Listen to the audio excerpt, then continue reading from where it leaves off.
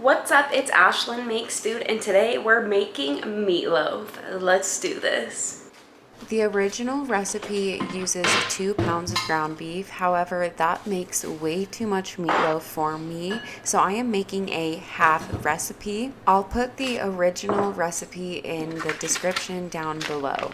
This recipe comes from Lipton, which we are using their Lipton onion soup mix. My mom has been making this recipe for as long as I can remember, and it is such an easy meatloaf to make, and it is so delicious at the same time. I would love to know how you make your meatloaf because I've heard of a lot of different ways to make it. Since I'm making a half recipe, my measurements are a little bit funky, but I have made this plenty of times, and if you're a little bit over or a little bit under, it really doesn't make a difference.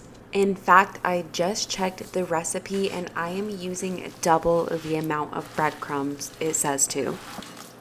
The best part of making meatloaf is this part because you get to play in food. What's better than playing in food?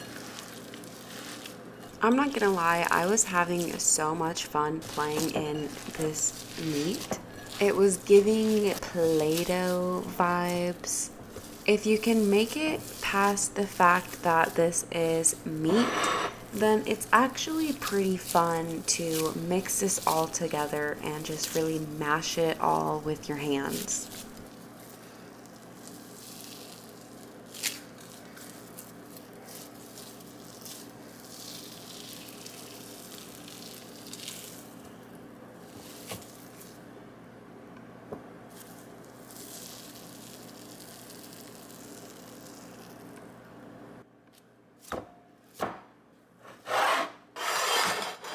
For some reason, I've never made my meatloaf in a loaf pan, which now that I am watching this over, I'm realizing meatloaf is supposed to be made in a loaf pan.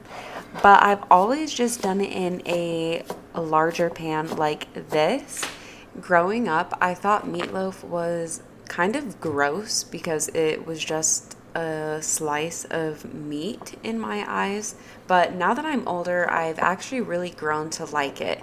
And something that has made me like it even more is adding a bacon wrap on top. I had never done this until my boyfriend told me that his family would wrap their meatloaf in bacon.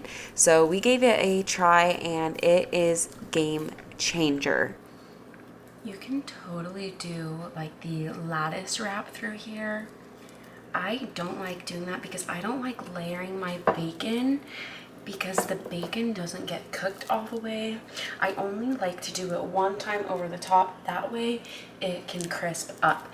I have done it before where I have wrapped the entire bacon around the meatloaf and it was good, but the bacon didn't get crispy. It was kind of a softer, not crispy bacon, and I like my bacon crispy. There we go.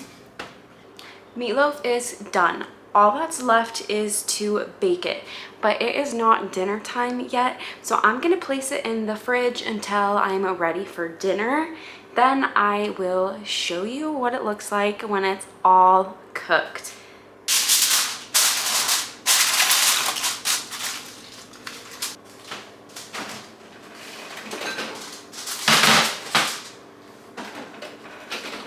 It's dinner time. We're gonna put the meatloaf in the oven at 350 degrees for 1 hour.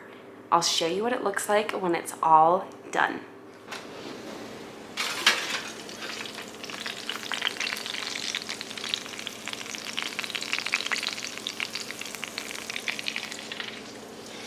We've got a ton of grease, so I am just dumping that out because I don't like excess grease. After I do that, I will sometimes put the meatloaf back into the oven just so I can crisp it up a little bit more. But I'll be honest with you, I was starving, so I did not do that step because I was ready to devour this meatloaf. When I make meatloaf, I like to pair it with a loaded baked potato, some salad, and some rolls. And of course, we have to top it off with ketchup.